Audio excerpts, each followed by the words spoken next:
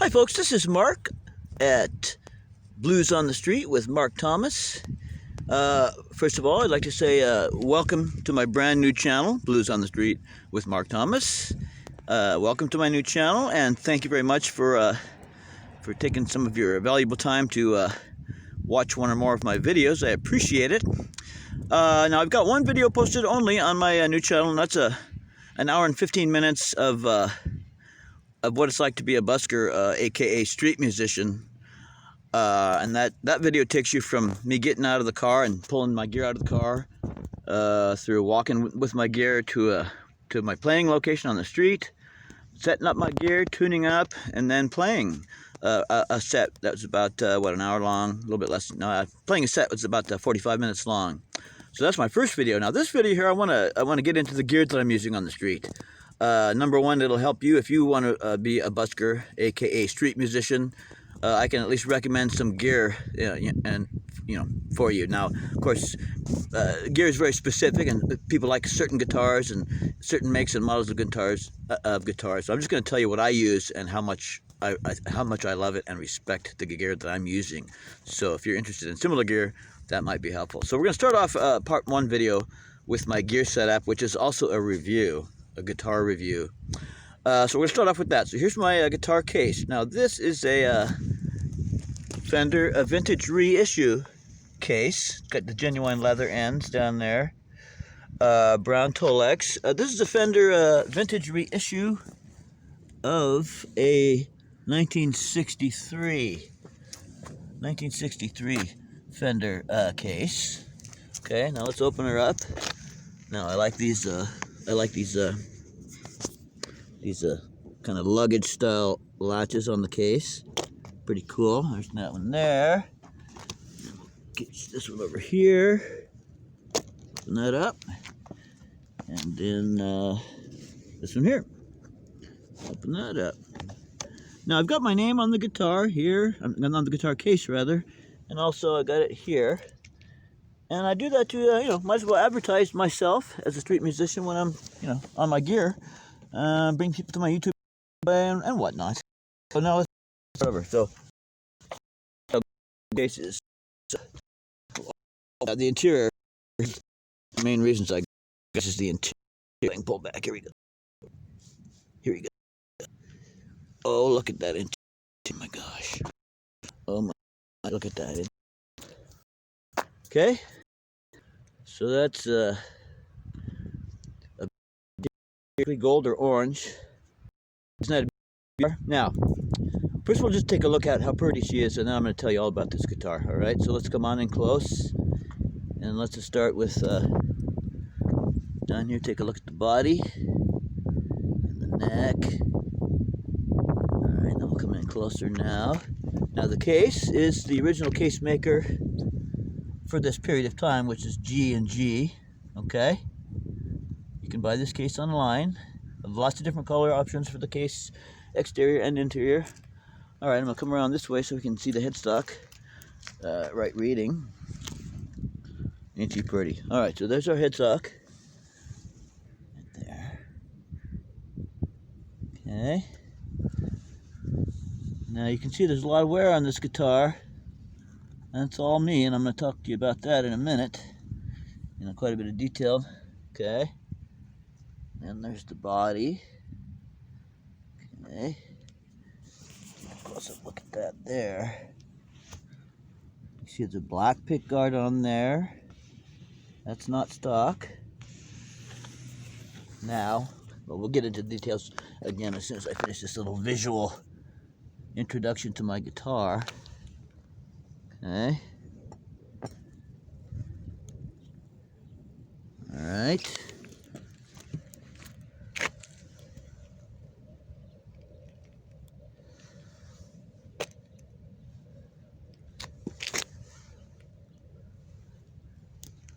All right, now let's talk about, let's look at the back.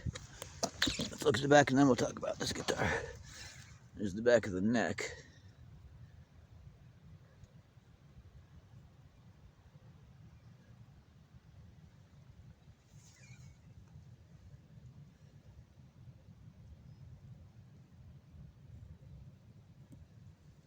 Now this guitar, folks, is not your average guitar by any means. It's quite unique, and I'll tell you why in a second here. But again, we're enjoying right now the beauty of the wear on here.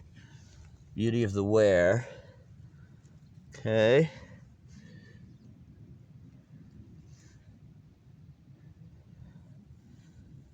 Okay. There's my trim set up in the back. There's my neck plate. There. There's the back of my tuning machines. Alright folks, now let's talk a minute about this guitar. First of all, let me tell you what this guitar is. This is a 2009 Fender ROAD-WORN 50's model Stratocaster. Now let me tell you something big time. There are so many misconceptions about this guitar. So many. Which is a disservice to this instrument. However, it makes it so that you, the musician, can pick one up pretty cheaply, especially if you get one used. Now, let me tell you about this guitar. The number one best thing about this guitar, in my opinion, is the tone. Now, that should be the number one best thing about any guitar, right? Number two is the action. Second most important thing. We're going to talk about that too, but right now we're talking about the tone. This has the best tone of any guitar I've ever played, and I've played a lot and owned a lot.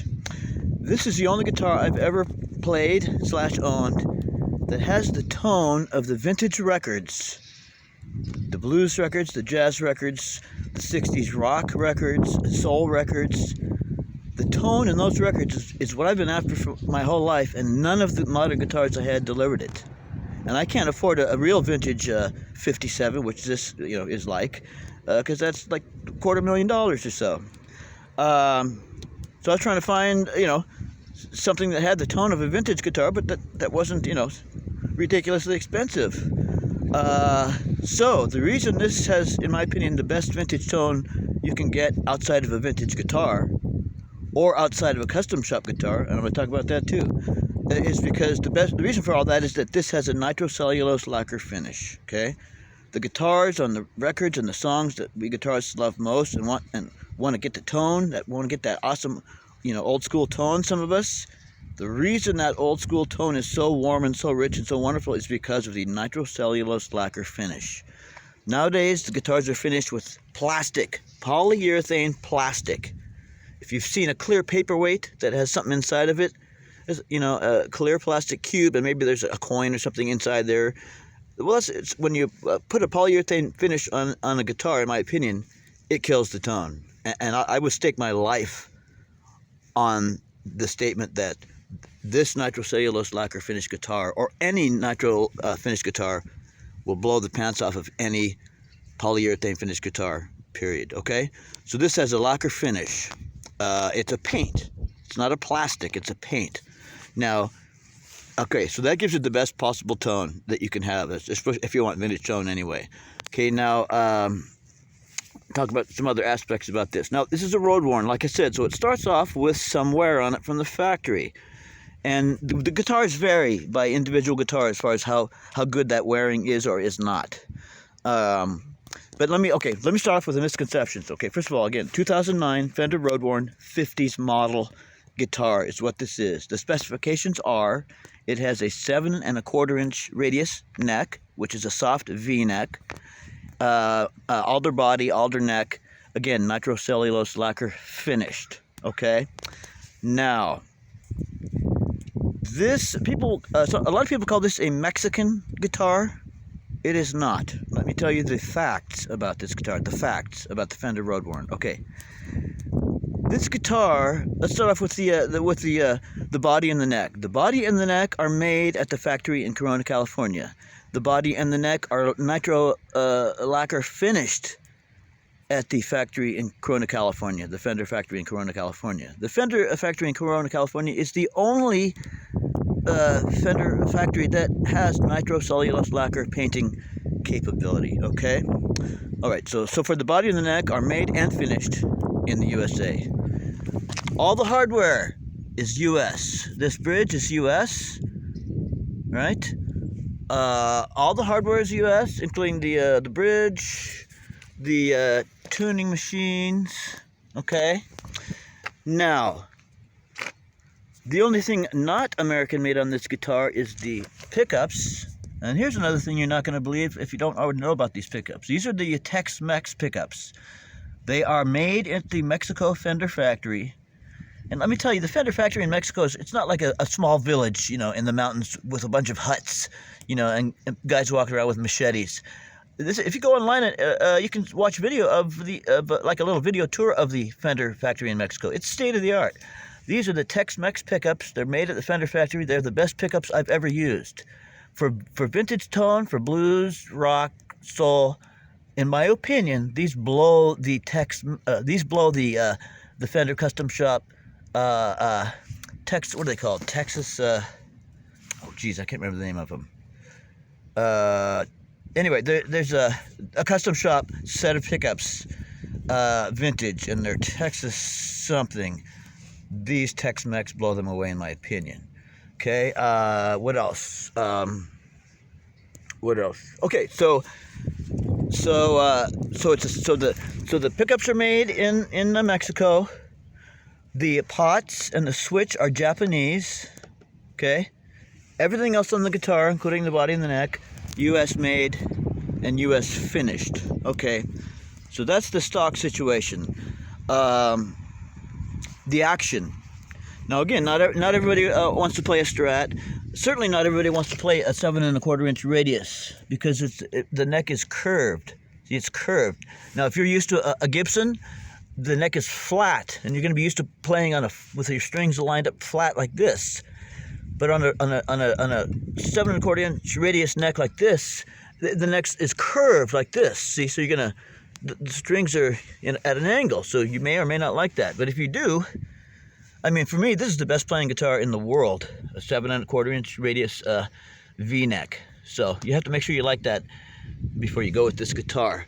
But it's just the best. This is a replica of a vintage 57. Some of the 57s had the V-neck, which, by the way, was a production error. There was a new employee at Fender at the time, and he was sanding the necks wrong, and they ended up with a V-neck by accident. So a limited number of original V-necks went out, but the musicians that had them loved them so much that they became highly coveted, and now that's recreated here in this guitar. Okay, so that's it. Fender ROAD-WORN 50's model. Here's the little case here, and see, your lacquer finish. There's the whammy bar. Okay, now as far as this guitar is concerned, personal things about this guitar. First of all, I had this guitar refretted with jumbo tall stainless steel frets. Stainless steel, that's the important part. Jumbo tall is the biggest fret you can get, so I got that. It's the size of a bass fret. And then stainless steel is the really important thing, because you get, for one thing, I play blues and I do a lot of note bending, and the stock frets, it just grinds against them and wears them out very, very quickly. These stainless steel frets will never wear out, okay? Second of all, you get much more sustain, not much more, but a fair amount more sustain, a more crisp and sparkly tone, and just a great action with these big-ass stainless steel frets. I mean, it's the best thing. It's like taking it's like taking your car and putting a racing engine in it, as far as I'm concerned, as far as action and especially tone. So stainless steel frets on the back. Now, this is something that you can do all kinds of different things with, but the setup that I want, now I use the tremolo, but I want to stay in tune. So I've got the bridge nearly flat against the body, as you can see, and then I've got the screws there at the top of the screen, all the way in as tight as they go, to provide maximum tension to keep holding that trem block in the center of the screen. Keep a hard pull on that, and that's what keeps the bridge flat, except for when you're using the tremolo. That helps keep you in tune. Furthermore, for a kind of maximum tension, I've got the springs set up. As you can see, I'm using only 3, and I've got them angled the way they are, which provides more tension. Now, when I bought this used. This is a $1,000 guitar. I bought this used, it's 8 years ago, 6, 7, 8 years ago, playing on the street, after I wore out my previous ROAD-WORN. Now, and I got this used for $520. Now, the previous owner of this put this black pickguard on here. The stock one is white, and I happen to love that. Now this is the cool thing. Now normally there's a sticker up here, you know, that says made in Mexico, and it's even though it's not, it's only assembled there, and it has a serial number, and it's a decal. It doesn't look vintage, it looks cheesy. So the guy who owned this before me took that off and did a fantastic job of it. Then they had a neck plate custom engraved with the serial number, just like a vintage, right? So cool stuff. And then all this wear. Now the lacquer finish wears, and like I said, it comes with a little bit of wear, but as you play it, the wear becomes your own, and that's what has happened with this guitar. The original relicking, as they call it, was way, way, way smaller than this and different. I have worn away the original relicking that was, you know, done in the factory, and now it is all genuine relicking done by me playing this guitar for, like I said, this one I've been playing for 6 or 7 years, I think. So yeah, everything you see here, that's for real. That's for real wear, folks. Not kidding at all. Okay? Okay, so that's it. That's the end of this video about my guitar. This is Mark Thomas at Blues on the Street with Mark Thomas, with part 1 of my gear setup for the street, and also a guitar review and a recommendation. I really recommend this Fender ROAD-WORN 50's model Stratocaster. And again, you can get them used on Craigslist and stuff like that pretty cheap. All right, please stay tuned for more videos coming soon, and have a great day. Have a great day. Bye, folks.